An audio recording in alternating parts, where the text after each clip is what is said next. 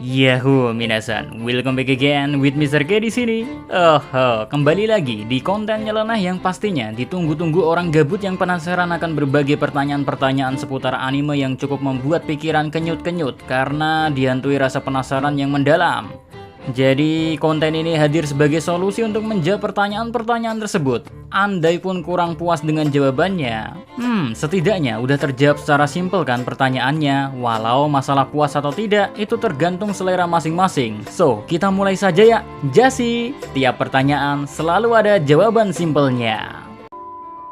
Pertanyaannya, seberapa kuatkah King jika dia punya kendali untuk mengendalikan robot milik Child Emperor?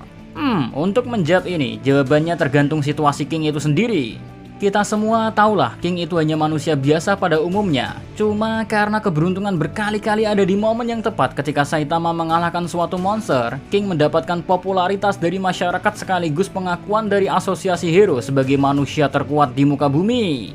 Padahal King only ordinary person jika itu udah menyangkut dunia kepahlawanan maupun kegiatan sehari-hari. Tapi jika menyangkut dunia game, tak perlu dikhawatirkan. King mungkin adalah satu-satunya top global gamer genre apapun di dunia One Punch Man. Fakta ini pun sudah diketahui baik di manga, anime ataupun OVA spesial One Punch Man.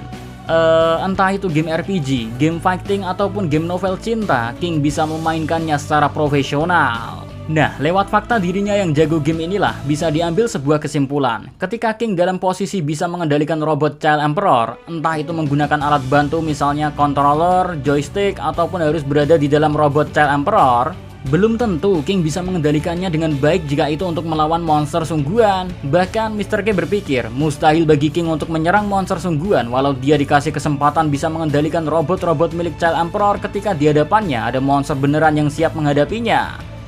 Mr. K bukan meremehkan King ya, melainkan karena faktanya King masih ketakutan setengah mati ketika dihadapkan dengan monster sungguhan. Saat ketakutan, King Engine akan aktif. Saat itu pula King bakal di mode terdiam, bingung mau melakukan apapun. Nah, dari kondisi ini bisa disimpulkan ya, kalau percuma saja King mengendalikan robot canggih Child Emperor jika ketakutan akan monsternya belum hilang.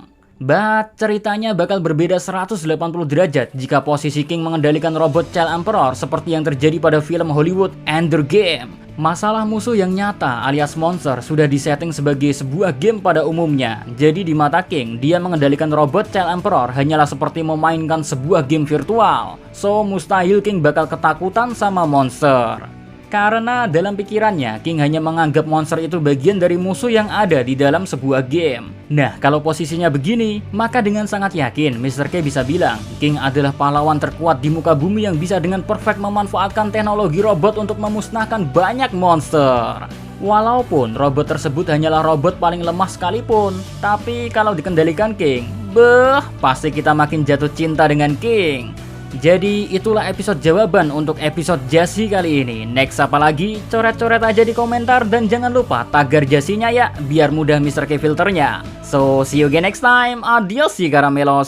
Stay safe everyone. Salam Animania.